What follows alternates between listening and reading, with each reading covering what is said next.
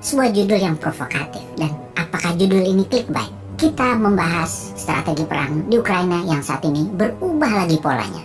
Dalam 2 minggu yang lalu kita katakan bahwa pola serang Rusia di awalnya menggunakan strategi serangan kilat, gagal.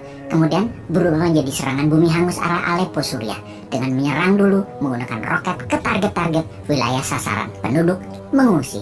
Lalu pasukan pertahanan Ukraina digempur habis-habisan sehingga wilayah perkotaan tersebut rata tanah. Ternyata belum maju-maju juga hingga saat ini.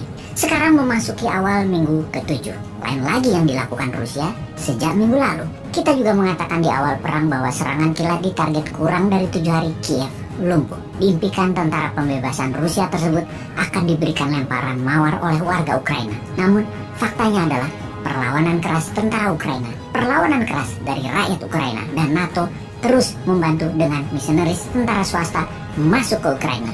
Faktanya bukannya Ukraina melempar bunga mawar, namun melempar molotov cocktail, granat, dan ditembak sniper. Ini yang kita laporkan kemudian.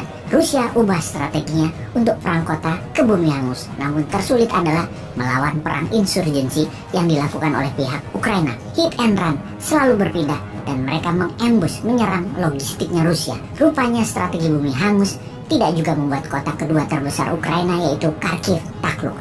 Walau sudah dikepung tentara Rusia. Kalau ibu kota Kiev jauh dari jangkauan roket Rusia sekalipun, tidak bisa maju tentaranya.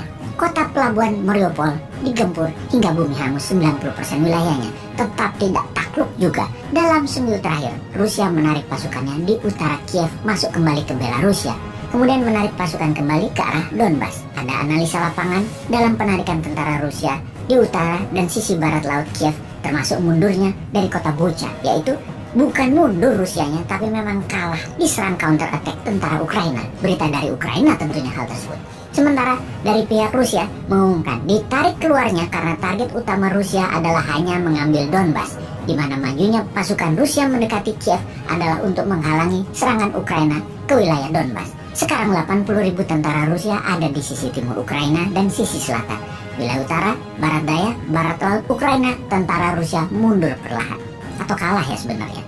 Yang pasti banyak pengamat bertanya, benarkah tujuan aslinya ingin mengambil Donbas yang kemudian wilayah itu dijadikan buffer areanya Rusia? Kita tidak tahu. Namun membawa logistik sepanjang 30 mil atau 50 km panjangnya di dalam penyerangan Ukraina kemarin dengan target 1 minggu takluk ternyata gagal.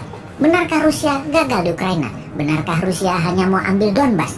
Benarkah bantuan senjata NATO mengalir terus menguntungkan Ukraina?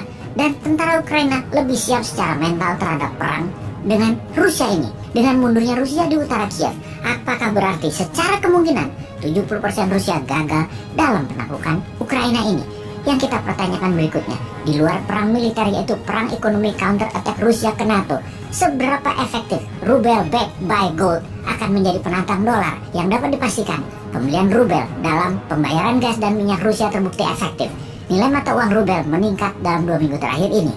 Kita juga semua tahu, sejak penyerangan Rusia ke Ukraina, Amerika telah membangun kekuatan unilateral untuk banyak negara bergabung melakukan sanksi ekonomi terhadap Rusia, di mana salah satu yang terpenting adalah SWIFT, transfer dolar antara bank yang ditutup dari akses bank Rusia, sangat memukul Rusia. Total, Amerika melakukan 5.314 sanksi kepada Rusia sejak pertengahan Februari 2022. Di antara sanksi tersebut yang terutama melarang dunia termasuk Eropa untuk membeli gas dan minyak Rusia. Namun kontras dari pernyataan sanksi tersebut, Amerika malah menambah suplai dari Rusia ke Amerika sebanyak 43% atau 100.000 barel per harinya. Informasi ini dengan lantang diucapkan oleh Kementerian Luar Negeri Tiongkok yang menampar muka Amerika. Bahkan bukan hanya mengimpor minyak tambahan, namun mineral lainnya juga Amerika impor seperti pupuk juga meningkat. Sementara efek di Eropa kalau mengsanksi ekonomi Rusia akan membuat negara-negara Eropa menjadi capital outflow atau uang keluar dari Eropa dan masuknya pengungsi ke Eropa serta kekurangan energi di Eropa. Jadi sanksi ekonomi ke Rusia oleh Amerika adalah untuk keuntungan Amerika, itu aslinya. Amerika itu double standar negaranya. Bangke bener dah cara bernegaranya dalam mengerjai negara lain. Oh iya, Amerika bagaimana sih membeli minyaknya ke Rusia? Kan Amerika negara swasta. Ya swasta Amerika yang beli minyak Rusia, lalu jual ke masyarakat Amerika langsung. Di mana harga minyak dunia $100 per barelnya, sementara harga minyak Rusia bisa 70-80 dolar. Murah. Kalau melihat sejarah, sanksi ekonomi tidak pernah membuat dunia menjadi lebih damai. Seperti saat ini Amerika melakukan di banyak negara di Timur Tengah, termasuk Iran. Saran, kalau memang ingin perdamaian, wahai Amerika, adakan peace talk serius dan jangan memprovokasi pihak manapun seperti yang Anda lakukan saat ini. Kembali ke perang di Ukraina. Pastinya sekarang Ukraina di atas angin. Serangan balasan di mana-mana ke pasukan Rusia menunjukkan kemajuan.